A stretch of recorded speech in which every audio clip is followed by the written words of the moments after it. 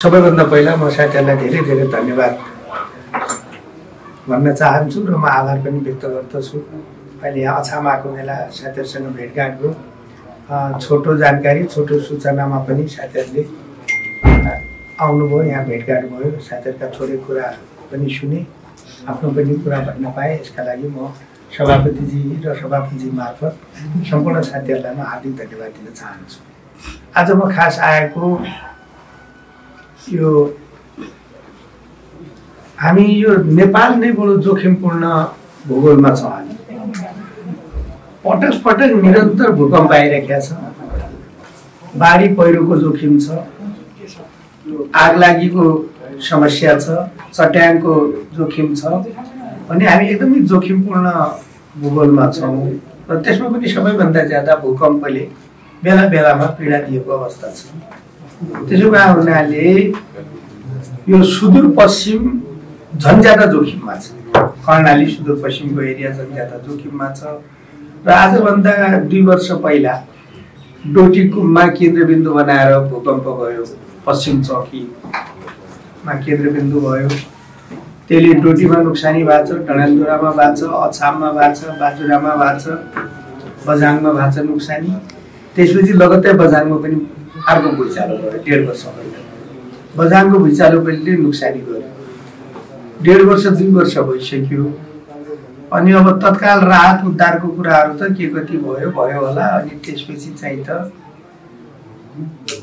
जो मानिसको घर पूर्ण रूपले क्षति भयो, निजी आवास, त्यो निजी आवासको पुनर्निर्माण र पुनर्स्थापनको काम यो 1.5-2 वर्षसम्म अगाडि बढ्न सकेन। त्यसो भएको हुनाले अहिले हामीले यो सरकार गठन गरिसकेपछि, मैले गृह मन्त्रालयको जिम्मेवारी लिइसकेपछि सरकारले पनि यसलाई अत्यन्त प्राथमिक रूपमा लिएको छ, सम्माननीय प्रधानमन्त्रीजी लगायत सबैले। र यो गृह मन्त्रालयकै अन्तर्गतको काम भएको हुनाले यो बिचमा चाहिँ त निजी आवासको पुनर्निर्माण र पुनर्स्थापन गर्नका लागि आवश्यक हामीले मापदण्ड बनायौँ, नियमावली बनायौँ। र सबैभन्दा ठुलो समस्या भनेको बजेटको पैसाको समस्या थियो, त्यसको पनि व्यवस्थापन गरेका छौँ। त्यसो भएको हुनाले अब मानिसको जसको घर पूर्ण रूपले क्षति भएको छ उहाँहरूको चाहिँ त घर पुनर्निर्माण गर्ने र जुन घरहरू मर्मत गरेर फेरि बस्ने स्थिति बन्न सक्छ ती घरहरूको मर्मत गर्ने, जसलाई पर्वलीकरण भन्छ, त्यो काम अगाडि बढाउनका लागि म आएको हो। र त्यसका लागि चाहिँ त काठमाडौँमा विपद जोखिम न्यूनीकरण तथा व्यवस्थापन प्राधिकरण भन्ने गृह मन्त्रालय अन्तर्गतको एउटा प्राधिकरण छ। त्यो प्राधिकरणको एउटा कार्यालय नै यहीँ राखिदियो, 3वटा कार्यालय राख्ने भनेको छु मैले। 3वटा कार्यालय यहीँ राखिदियो भने त्यो कार्यालयले सिडिओसँग पनि समन्वय गर्छ, स्थानीय तहसँग पनि समन्वय गर्छ, केन्द्रसँग पनि समन्वय गर्छ र अहिले जुन कुरा मैले भने निजी आवास निर्माणको कुरालाई सहजीकरण गर्छ। त्यसो भएको हुनाले एउटा कार्यालय हिजो बझाङमा स्थापना गरियो, एउटा कार्यालय आज यहाँ मङ्गलसेनमा स्थापना गर्ने, र एउटा कार्यालय भोलि जाजरकोटको भूकम्पले पनि त्यहाँ जाजरकोटमा पश्चिम रुकुम लगायतका जिल्लाहरूमा ठुलो नोक्सानी गरेको छ, त्यहाँ पनि एउटा कार्यालय भोलि म स्थापना गर्न जाँदैछु। मुख्य रूपले म त्यसका लागि आएको अस्तिबाट सुरु गरेका छु। अस्ति चाहिँ त डडेलधुरामा अनुदानले वितरण गर्ने काम प्रारम्भ गरियो र डडेलधुरामा जे जति मानिसहरूको निजी आवास बनाउनु पर्ने छ उहाँहरूलाई चाहिँ त रकम प्रदान गर्ने कुरा अगाडि बढिसकेका छ। अब चाहिँ त बझाङमा पनि अब हिजो स्थापना गरियो र बझाङको पनि अगाडि बढ्छ। र यहाँ पनि चाहिँ त के भने अछामको अथवा नजिक बाजुरा डोटी हेर्ने गरेर यहाँ पनि एउटा समन्वय कार्यालय राख्ने भनेर आज आएको हो। र यसमा खास गरेर यहाँ स्थानीय तहको नेता साथीहरू हुनुहुन्छ, निर्वाचित साथीहरू हुनुहुन्छ, उहाँहरूलाई मेरो आग्रह के छ भने यो स्थानीय तहको स्थानीय सरकारमा भर पर्छ कति चाँडो गर्ने भनेर। स्थानीय तहले स्थानीय सरकारले हाम्रो विपदको व्यवस्थापन गर्नका लागि 4वटा टायरमा चाहिँ त संस्थाहरू छन्। केन्द्रमा विपद जोखिम न्यूनीकरण तथा व्यवस्थापन प्राधिकरण भन्ने छ, त्यसपछि प्रदेशमा छ, प्रदेशको आन्तरिक मामिला मन्त्रीको अध्यक्षतामा हुन्छ, त्यसपछि तपाईको चाहिँ त यो के अरे मुख्यमन्त्रीको पनि त्यसमा भूमिका हुन्छ। त्यसपछि जिल्लामा छ प्रमुख जिल्ला अधिकारीको नेतृत्वमा एउटा समिति हुन्छ र त्यसपछि स्थानीय सरकारमा छ, स्थानीय तहमा समिति छ। त यसको प्रक्रिया के छ भने स्थानीय तहले नै लाभग्राही पहिचान गरेर दिने हो। स्थानीय तहले जति चाँडो आफ्नो रिपोर्ट दियो, लाभग्राही दियो, त्यति चाँडो चाहिँ त अनुदान भुक्तानी गरिन्छ। प्रारम्भमा 50,000 रुपियाँ भुक्तानी गरिन्छ, अनि चाहिँ त त्यो फाउन्डेसन बनाउने, त्यसपछि प्राविधिकहरूले हेर्छन्, अनि त्यसमा चाहिँ त अरू थप पैसा थप्ने काम हुन्छ। त्यसमा स्थानीय तहकै सबभन्दा महत्त्वपूर्ण भूमिका किन हो त भन्दा पहिला त लाभग्राहीको छनौट गरिदिनु पर्यो, त्यसपछि मानिसले घर बनाएको नबनाएको हेरिदिनु पर्यो है। अब पहिलो किस्ता बापत बन्नुपर्ने कुरा बन्यो, अब अर्को किस्ता भनिदिनु पर्यो। त्यसकारण स्थानीय तहका साथीहरूले विशेष ढङ्गले तपाईँहरूले ध्यान दिइदिनु पर्ला एउटा कुरा। अर्को कुरा के छ भने यहाँ लगत छुट्यो भन्ने कुरा सुन्ने अब यो पूर्वी चौकीतिर पनि लगत छुट्यो भन्ने छ। त्यहाँ यतापट्टि हाम्रो के अरे चौरपाटी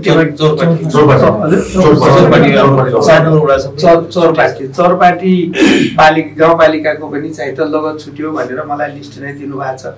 अब त्यो बेला छुटेको लगतको अहिले समावेश गर्न सकिन्छ कि सकिँदैन, कानुनी कुरा के छ, प्राधिकरणको कुरा के छ, एकचोटि मैले त्यो बारेमा पहिला बुझ्नुपर्छ, सल्लाह गर्नुपर्छ। अहिले फ्याक्ट यहाँनिर लगत थपिन्छ भनेर भनिदिने कुरा राम्रो हुन्न, किनभने कुरा त परिपक्व गर्नु पर्यो नि त। अब त्यो बेलाको चाहिँ त स्थानीय तहले तयार गरेको लगतमा अब मान्छे थप गर्न कानुनी रूपले मिल्छ कि मिल्दैन, किनभने जबरजस्ती चाहिँ त कानुनले नमिल्ने कुरा थप गर्यो भने भोलि चाहिँ त जसले थप्यो उसलाई पनि समस्या, अनि चाहिँ त जसले थप्न लाग्यो उसलाई पनि समस्या, जसले पैसा लियो उसलाई पनि समस्या हुन्छ, सबैलाई समस्या हुने कुरा हुन्छ। त्यस कारण यसमा परिपक्व ढङ्गले सोचेर म के गर्नुपर्छ भन्ने गरौँला, अहिले त्यसको लागि आएको। र अर्को कुरा चाहिँ त यहाँ स्थानीय उसमा यहाँ सापे बगरमा प्रशासन कार्यालय स्थापना गर्ने कुरा भन्नुभएको छ, भरतजीले पहिला पनि भन्नुभएको छ। त्यसलाई मैले सकारात्मक रूपमा लिएको छु, सकारात्मक रूपमा हेरौँला। र अलिकता यहाँ चाहिँ त साथीहरूको के भने मङ्गलसेनमा राख्ने कि सापेमा राख्ने भन्ने कुरा पनि थोरै रहेछ। अब यो कहाँ राख्ने भन्ने कुरामा धेरै ज्यादा विवाद नगरौँ भन्छु म, किनभने अछाममा राख्ने हो होइन। र त्यो चाहिँ त समन्वय कार्यालय भने के हो भने त्यो लाभग्राही आफैले त्यहाँ जानुपर्ने होइन है, फेरि यसरी बुझ्नु होला। जस्तो जसको घर बनाउनु छ उसले आफैले जानुपर्ने भयो त, डोटीको मान्छे कसरी आउला, बाजुरा मान्छे कसरी आउला भन्नु हुन्थ्यो। त्यो समन्वय मात्रै गर्ने हो, काम गर्ने खास स्थानीय तहले हो। अनि त्यो लाभग्राहीले कहीँ जानु पर्दैन, लाभग्राहीले स्थानीय तहसँगै सम्पर्क गर्ने हो। स्थानीय तहले चाहिँ त के भनेपछि लाभग्राही पहिचान गरेर जिल्लालाई दिन्छ, जिल्लाले चाहिँ त के भनेपछि त्यसअनुसारको अनुदान भुक्तानी गर्छ। स्थानीय तह, जिल्ला, प्रदेश र केन्द्रका बिचमा समन्वय गरेर कार्यालय स्थापना गर्ने भए हुनाले उनीहरूले कम्प्युटरमा काम गर्ने हो। यहाँ बसे पनि उनीहरू मङ्गलसेन बसे पनि काम उयो गर्ने होइन, लाभग्राहीसँगको काम डेलीको काम भएको भए एउटा हुन्थ्यो। यो चाहिँ त सरकारहरूका बिचको काम भएको हुनाले त्यसमा समन्वय गर्ने हो। त्यसलाई चाहिँ त मङ्गलसेनमै हुँदा पनि त्यो बिग्रिँदैन, मैले यति आग्रह गरेँ। त्यहाँ सदरमुकाम छ, सिडिओ त्यहीँ बस्छन्, उसको चाहिँ त दैनिक सम्पर्कका लागि पनि सजिलो हुन्छ भनेर हो। अब अरू कुराहरू चाहिँ त के भने राजनीतिक कुरा तपाईँहरूलाई थाहा छँदैछ, काङ्ग्रेसले एमालेसँग मिलेर हामीले नयाँ गठबन्धन बनाएको छ, नयाँ सरकार बनाएका छौँ। र यो सरकार चाहिँ के भने खास गरेर अस्थिरता हुन थाल्यो। 3-3 महिनामा प्रधानमन्त्रीले विश्वासको मत लिन जानुपर्ने, फेरि अर्को 3 महिनामा फेरि जानुपर्ने। अनि प्रधानमन्त्री त कस्तो हुन थाल्यो भने विकासका कुराहरू अथवा चाहिँ त यसरी मानिसहरूलाई चाहिँ त सेवा प्रदान गर्ने कुराहरू, आर्थिक गतिविधिका कुरा, विकासका कुरा त्यतातिर ध्यान भन्दा पनि त्यही चाहिँ त कसरी विश्वासको मत बचाइराख्ने भन्नेतिर प्रधानमन्त्रीको ध्यान जान थाल्यो। सरकार त्यसरी अप्ठ्यारोमा पर्न थाल्यो। त्यसो भएको हुनाले एउटा स्थायी सरकार निर्माण गरेर अगाडि बढौँ भन्ने कुरा हो।